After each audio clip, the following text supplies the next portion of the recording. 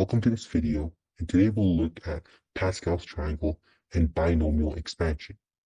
So we're going to learn how to use Pascal's triangle to do binomial expansion. So what is Pascal's triangle and how do we construct it? Well, we know at the very end, we're going to have this triangle-shaped pattern with numbers filled in it, right? And so we're going to start off with a 1 at the very tip of our triangle. So if you have a triangle over here, this is going to represent the 1. And then the next step is to draw 2 1s underneath it. So we have this sort of triangle shape forming, right? Perfect. And now what we do is, to draw the next line, we're going to do 2 things. We're going to have 1s at the very ends, like always, and we're going to have the 2 numbers above it added together. So what's 1 plus 1? That's going to be 2, right? And 2. That's what's going to happen here. And so you could see in our very first line, we have 1 number. In our very second line, we have 2 numbers. And in our third line, we have 3 numbers. So you could guess, in our fourth line, we are going to have 4 numbers. So let's take a look at that. It's going to be 1 and 1 in the corners again. And we add these 2 numbers. So 2 plus 1 is going to be 3. And then we have 2 plus 1 here, and that's also going to be 3. And like always, at the very end, we just add the 1. And let's do one more together. So we have 1 on our sides, and we just add these together.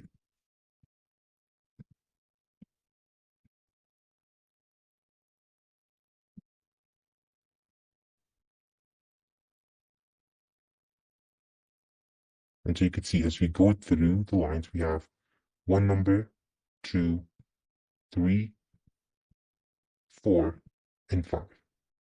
And so that's what we're going to have here to construct the Pascal's triangle.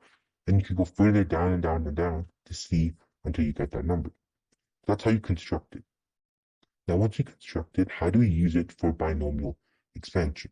So, for example, if we have another question, such as this, we have x plus 2 to the cube. And so how do we use that using Pascal's triangle? Well, we could construct the triangle again, very small over here. We have a 1, and then the 1 again, and then we have a 1s to the other side. But now we add them together. That's going to be 2. Then we have a 1s again to the side. And then we have 1 plus 2, which is 3. And then 2 plus 1, which is 4 or 3 again, sure. And so we have that. And now, what line do we use? Well, what we use is based on this exponent over here. So the exponent is 3. And so what we want to do here is use a third line. So this is our first line over here. This is our second line over here. And this is our third line. So why is this 3? Because the second number indicates your line. And so this is a 3 and we have a 3 over here. So we got to use this specific line for this question. So now I'm going to erase the top lines and just keep that there. Now, how do we use these 4 numbers to expand this binomial? Let's take a look. So we have 2 numbers or 2 variables. We have the x and we have the plus 2. So how do we use that in our case? So first, we have the 1 here. So the 1, you just simply write 1, and then we have brackets. So in our brackets, what we do is write our 2 variables, right? So we have the x and we have the 2. So we have 1 bracket with the x, and what we do is we write the complete exponent there. So it's 3. And now we do the bracket of 2, and then whatever is remaining from the 3. But all the 3 is here. So we have 0 here. Next, we go to the 3 here. So we have the plus 3. And we do the same thing. But instead of having x to the 3 and 2 to the 0, we're going to move 1 down. So what is 3 minus 1? That's going to be 2. And that 1 goes to the 2 here. Then we do the same thing. And now we go even further down. So this is a 3 again. From here. And so this is a 3 here. And so we have a 3 again. Then we have our x and positive 2. And now we have 2, and now we go to 1 here, and we go to 2 for this, which always equals 3. And the last number is going to be 1. We have the 1, and then same thing, we have the x and 2, and 2, but now we have 1 minus 1, which is 0, and then 2 plus 1, which is 3, which equals this.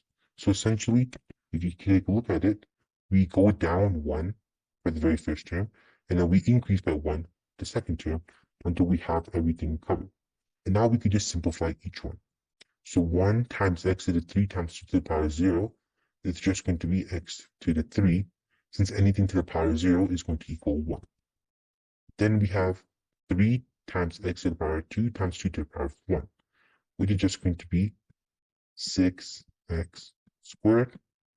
Similar to this one, this is going to be 3 times x times 2 squared, which is just going to be 3 times 4, which is going to be 12, and then the x remaining here. And the last thing is going to be 1 times x to the 0 times 2 to the 3. As you said, anything to the power 0 is going to be 1. So just simply 2 to the power 3, which is going to be plus 8. And so now we can add like terms. We don't have any like terms here. And so this is your answer. So to expand this binomial of x to the power x plus 2 to the power 3, this is going to be. With this question, we have to draw our triangle again. So how do we construct it? You can go back to the very beginning to see we constructed it. Now, which line do we have to construct it till? That's the question. Now remember, for the 3, we constructed the triangle until the second number was 3.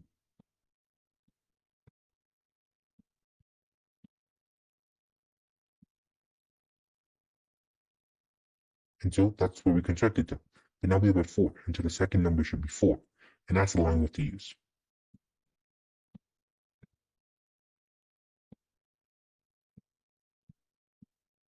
Perfect. So it's going to be this line that we use for this question, since the second number is 4, and our exponent here is 4. Perfect. So let's take that line and erase the rest.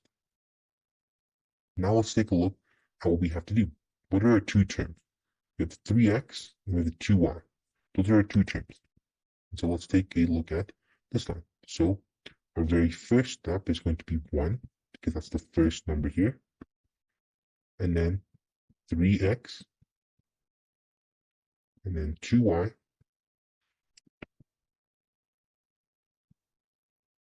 And the very first term has the 4, which is the highest exponent.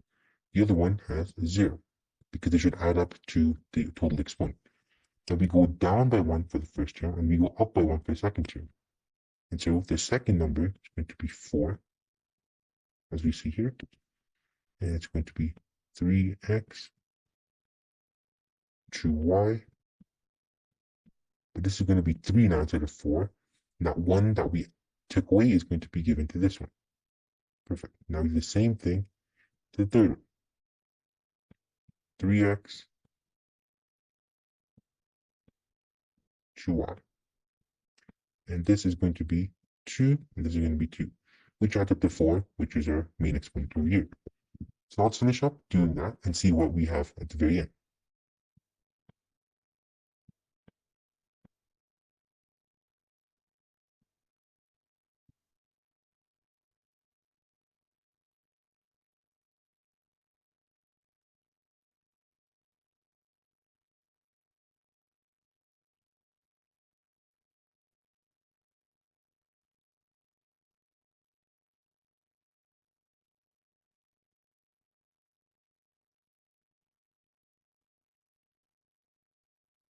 Perfect. And this is the simplified version of all that. And so this is our final answer. And so instead of doing this the long way of multiplying and doing 4 times, we can simply use Pascal's triangle to help us find the final answer much quicker.